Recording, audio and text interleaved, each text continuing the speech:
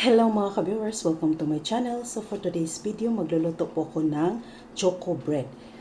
So, ito yung ating mga kakailanganin. 3 cups all-purpose flour, 3 tablespoon white sugar, 1/4 cup powdered milk, 1/2 teaspoon salt, ating 2 teaspoon instant yeast, 1 large egg,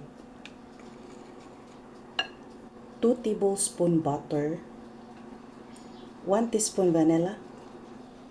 Ilagay natin ang ating 1 and 1/2 cup warm water.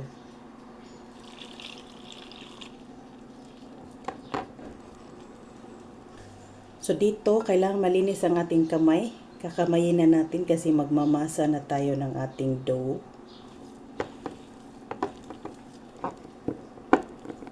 So, isit aside muna natin. Let's proceed to the choco filling.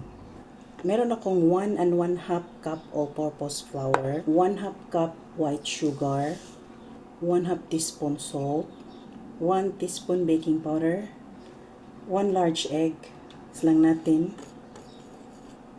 1/4 cup cocoa powder, 1/4 cup melted butter, 1/2 cup warm water. Tapos na nating mamasa ang ating choco filling. Maglalagay lang tayo ng kaunting flour.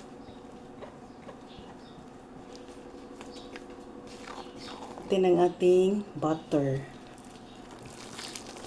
Dito sa ating bowl, naglalagay na pala ako ng mantika. I-rest natin siya ng 1 hour. After 1 hour, ito na ang ating dough. Double size na siya. So, ipapunch lang natin siya mga ka-viewers.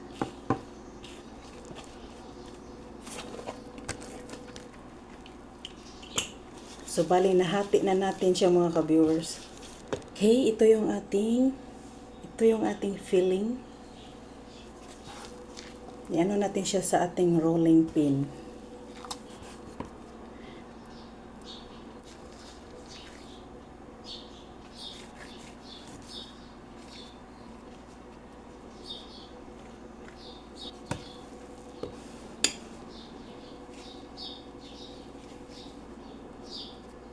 Ito na siya mga ka-viewers. Gagawin, hihiwain natin siya dito. So, ito na mga ka-viewers, ito na yung itsura niya. Nahiwa na natin siya. So, pahiran natin siya ng milk. Ilalagay na natin ang ating choco German bread.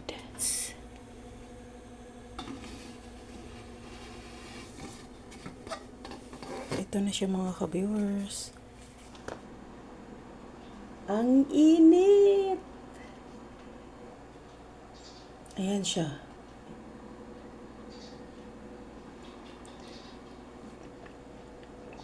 Sakto lang ang kanyang timpla, ang sarap.